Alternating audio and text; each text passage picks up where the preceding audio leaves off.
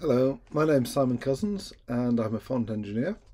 And over the past year or so, I've been working on some pretty large, pretty complicated fonts, which have taken quite a long time to compile and build. And so I've had a lot of time, while I've been waiting for my fonts to compile, to think about why that is. And part of the reason is that the language that we use for a lot of font engineering work is a language called Python, I'm sure you know. And we've chosen that for some pretty good reasons. It's got some historic connections to the font world. It's a language that's quite easy for designers to pick up and use in their scripting and in their plugins and their editors and things like that. But it's not necessarily the best language to use for some of the lower level things that we're using it for, such as font libraries, which work with the OpenType binary format font compilers, things like that. So I've been playing over the past year or so with other programming languages, and in particular a language called Rust, which I'd like to introduce you to today. So we're going to look at what Rust is, why I think it's a good fit for font work. We will take a look at where it sits in the spectrum of programming languages, what it feels like, what it looks like, what you need to know about it, and then finally I'll introduce some of the tools that are in development or have been developed for manipulating fonts in Rust. What is Rust? Well, Rust is a compiled multi-paradigm programming language. It was started by Mozilla. It was a hobby project for one of the programmers inside Mozilla, and then the guys at Mozilla took a look at it and thought, this is nice and we would like to rewrite our rendering engine for our browser in it. And so they've been supporting some of its development. It's a strongly typed language, but it has inferential type checking. I'll get into what this means and what it implies in a moment. And it has a particular emphasis on memory safety and avoiding data races. So some of the difficulties that people have programming with languages like C and C++ are resolved by the way that some of the decisions that Rust has taken. Why do I think it's a good fit for font work? Well, one of the main reason for me is that it's fast. But it's not just that it can do the same thing more quickly. It is so fast that it can sort of change the scope of what you do. So, for example, I said that it's taken 5 minutes or so for a font that I've been working on to compile. And during that time, it's very hard to maintain your focus when you're waiting around. You do your work, you compile a font, and then you have to come back to it later and test it. And by the time it's actually compiled, you've sort of forgotten what you were working on, or you've moved on to something else. So if we can get that 5 minutes down to, say, 30 seconds, you can maintain your focus and maintain your concentration, and you work a lot better. But if we can get that 5 minutes down to, say, under half a second, then we can do a lot more. We can put font compilation, build full variable fonts inside our font editors. We can put some of our font tools in places that at the moment they would be too slow to put. So it is so fast that it changes the game. It's also a very robust programming language. Again, some of the decisions that it takes as a language means that the compiler can check and analyze your code really thoroughly, and that can prevent you from making some of the mistakes that you would make in other languages. Generally, I've found that if you get your program to compile in Rust, then on the whole it will do what you want. And this is a little bit harder to explain, but it's a really fun language to use. Like I said, the compiler is very sophisticated. It does a lot of analysis on your code, and it can actually suggest some ways for your code to be improved. And there's quite a lot of satisfaction in coming up with a really nice idiomatic way to represent something. So what's Rust like? There's broadly two families of programming languages, two types of language. On the right here you've got JavaScript and Python, and they're called interpreted languages. What that means is, when you run something like FontMake, you're actually calling an executable called Python and giving it a list of instructions. This is how you compile a font. And then it goes through that list of instructions like sort of somebody cooking from a recipe. But behind that, it's a general purpose executable that can do whatever you can tell it to do. C and Rust, on the other hand, are compile languages, and they take that set of instructions and use it to create something that can only do one thing and do it well. It's like, more like you create a robot and it does one job and that's all it can do. And as a result of that, it can be done a lot faster. There can be a lot more optimizations. There's a lot of stuff that gets checked up front when you're compiling rather than at the time. Rust is a type-checked language. So Python and JavaScript, if you want to store some data in a variable called x, you can store an integer, that's fine. You can then later on store a string there, and Python and JavaScript, they will cope with it. C, on the other hand, needs to know in advance what all of the bits of data that are coming in and out of your programs are going to be. It needs to know in this case that we're going to take an integer, we're going to double it and return another integer, and we're going to use an integer variable. So it needs to know absolutely everything that's coming in and out of your program. Rust is a type-check language, but it's a lot more relaxed. Like I said, it's got a very sophisticated compiler, so it can work out and infer certain things that you don't need to tell it. You do need to tell it, for example, in this case, that we have a function that takes an integer, 32-bit integer, and returns a 32-bit integer. Because it knows that it's going to be taking a 32-bit integer, it knows that's what x is, it knows that you've done some work on it, and it knows that it's returning a 32-bit integer, it can work out the type of the result variable. Rust is also a high-level programming language in that, like Python and JavaScript, it takes care of a lot of the details for you that in a language like C you would have to look after yourself. So to give you an example, if you want to add two strings together in Python or JavaScript, you do string 1 plus string 2.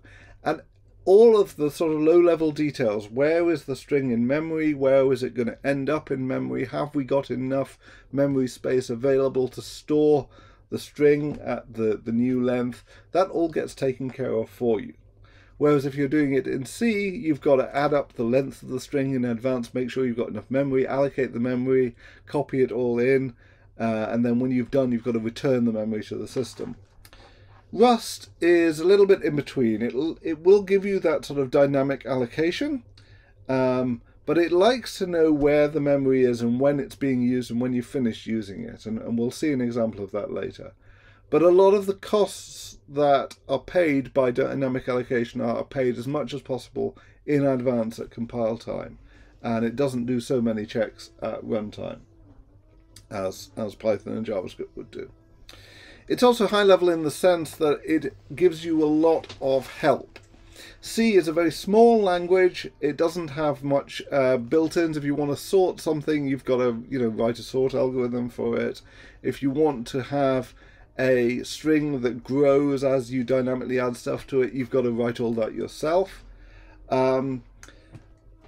C++ gives you some of these tools, but Rust is much more like Python and JavaScript. It's got a rich standard library. It's got dictionaries and sorting and all this kind of stuff is built in. Another thing that makes a programming language easy to use these days is the way that it interfaces with other pieces of code. So in JavaScript you've got npm and a large set of libraries and code that you can call upon. Similarly with Python, you can use TypII, you can download your dependencies and have them automatically added to your project. C makes that a lot harder. There are libraries available, but you have to download them yourself, you have to compile them and link them yourself, and it's not always easy. You don't know what libraries are going to be available on the system that you're deploying your software to, so it's always a bit of a pain to try and use other people's code in C. Rust has something called cargo, which makes it very easy for you to add dependencies to your project, pull them down and install them. So let's take a look at have a look at some Rust code. This is a part of a library for handling design space files. And you can see this is how we have defined the data structure.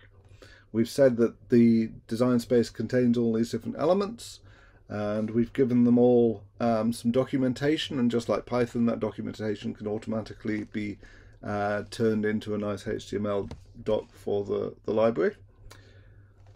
And now we've got those objects set up, we can do some stuff to them. And this is comparing Python and Rust implementations of getting the design location for a UFO source in a design space file. And what we're going to do is we go through each of the axes of the design document. If that is specified in the source, if there's a location for that axis in the source, then we take that one. Otherwise, we take the default from the axis definition. And you can see, I hope, that the Rust implementation is fairly similar. We go through the axes and we insert something into the dictionary, we add the name, and then we either get the location from the source, or if it's not in the source, then we map the axis on the axis definition. This is fine, except that this code won't actually compile, and it's instructive to find out why not. The problem with this bit of code is that area where we take the name of the axis.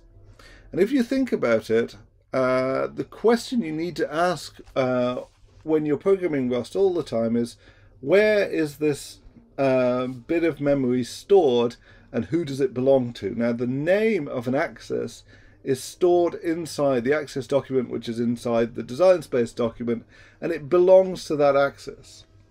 And what you have asked it to do in that bit of code is take that name and move it from the axis into my result dictionary, because Rust won't copy complicated things like strings unless you tell it to. So you've asked it to move that from the axis into the result, and it actually belongs to the axis, it belongs to the design space, and you haven't told Rust that you're going to modify the design space, and even if you do take it out of the design space, what should you put there instead? So you're not allowed to do that. So in this case, you have to explicitly tell Rust, actually I want a copy of that name, and that's when Rust will do the allocation of the string. So in a sense, you are having to tell it where memory gets allocated, but you're telling it, who does this data belong to? Does it belong to the design space document, or does it belong to me? I also said that Rust was a multi-paradigm language. There's many different ways to express things as there are in Python. So in Python here, we could express that same function by looping over the document and building up a hash as we go, building up a dictionary as we can go, and we can do exactly the same thing in Rust. You can look at the axis dictionary and then clone the name, clone the location, build that up, and then turn it into a dictionary at the end. And this idea of looping over lists, iterating over different functions, transforming them as they go, which has sort of much more in common with functional programming languages like sort of Haskell or Lisp or whatever, is something that you will see a lot in idiomatic Rust.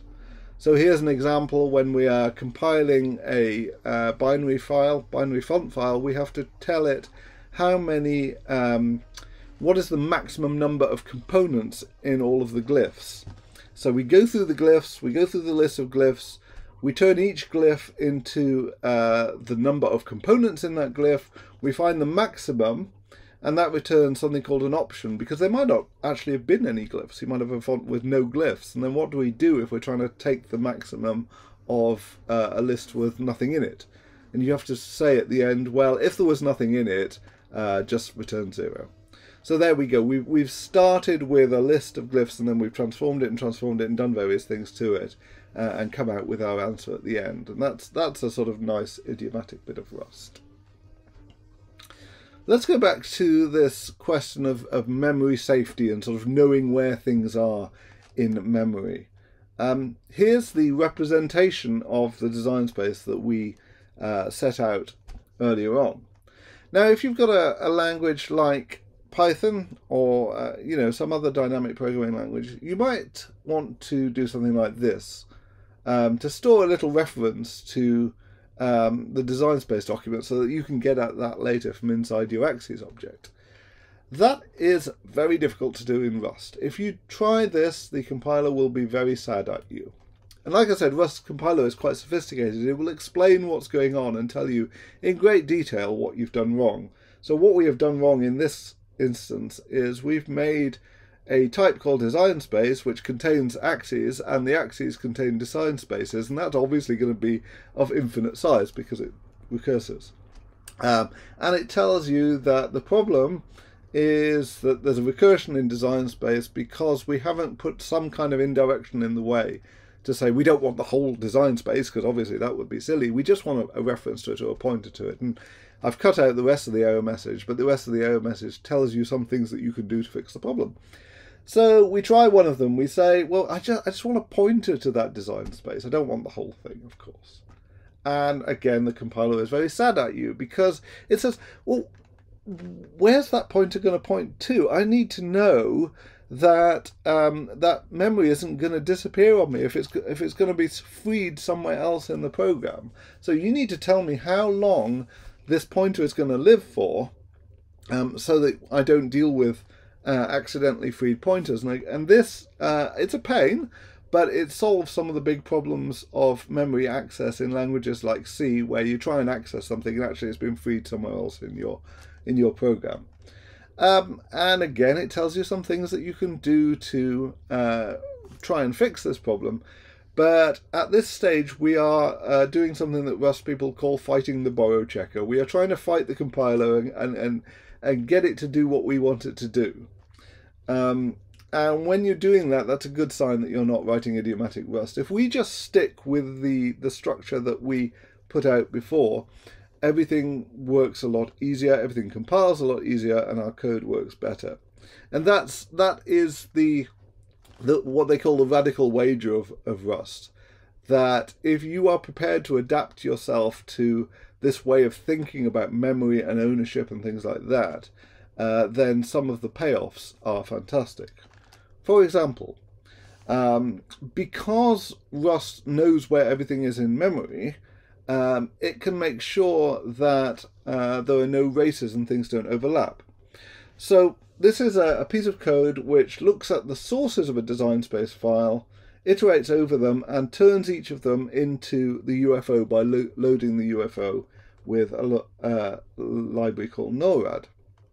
And because Rust knows where each bit of memory is and knows that nothing is going to overlap, we can make a one-line change to this, change the iterator into a parallel iterator, and suddenly it's loading those UFOs in parallel.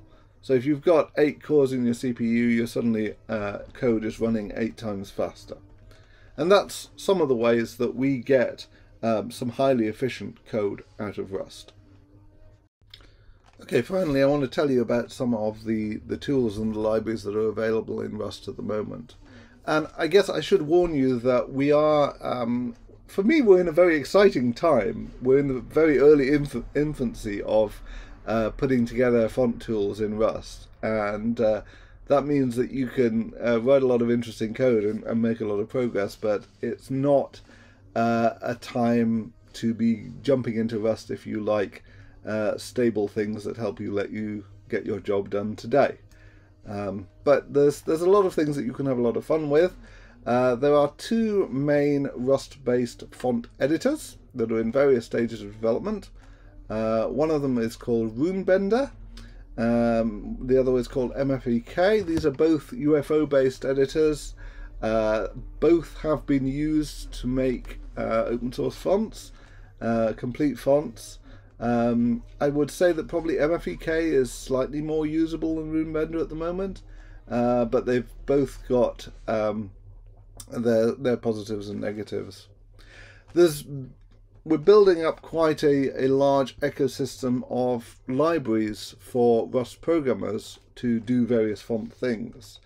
Some of these have come out of the RuneBender project, such as Kerbo, which is a tool for handling curves of different kinds, NORAD, which is a library for manipulating UFOs, and these are all available through Cargo.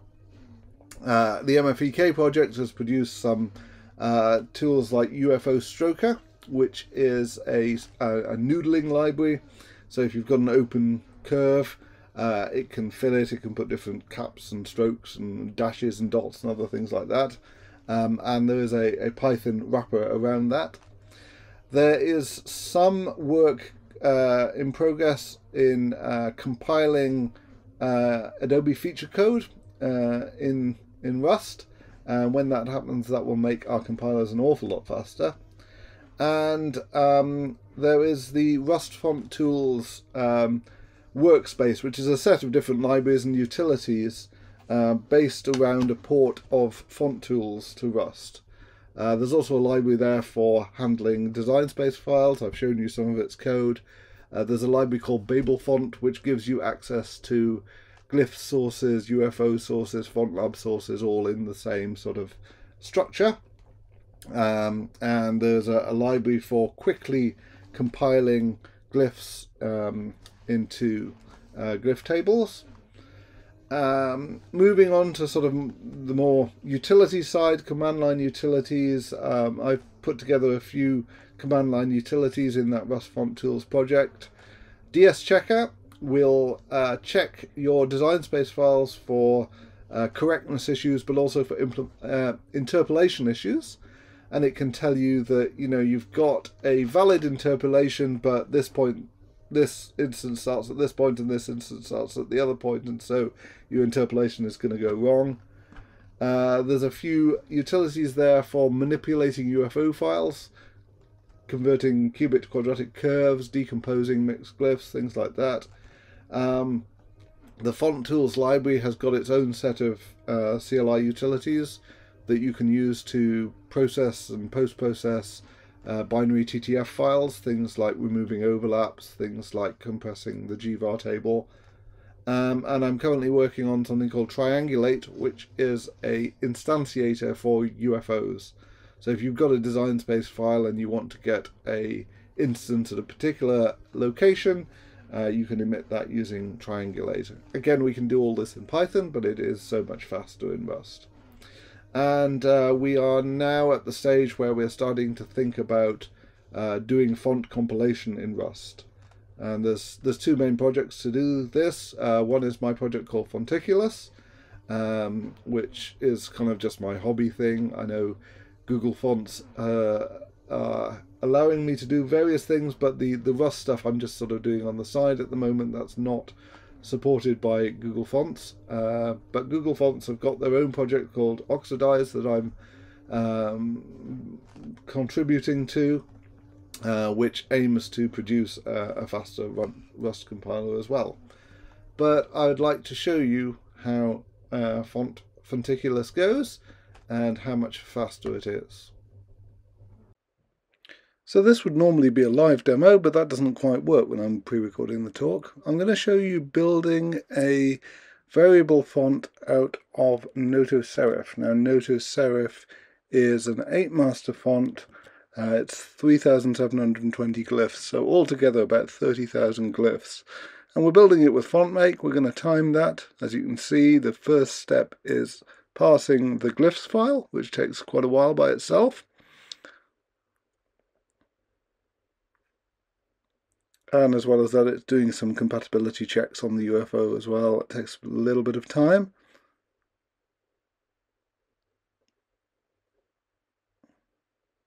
And the next thing it's going to do is build each of the masters into a separate TTF file. So you can see it's done some pre-processing, and now it's doing the regular, it's doing the semi-bold, and off it goes and does each of the masters. It's doing them one by one, which of course is a little bit slow.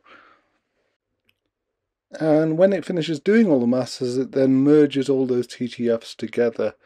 It's merging the gvar table out of the different glyphs, and then it does the OpenType layout after that, packs it and saves it, and the whole thing took 1 minute 6 seconds.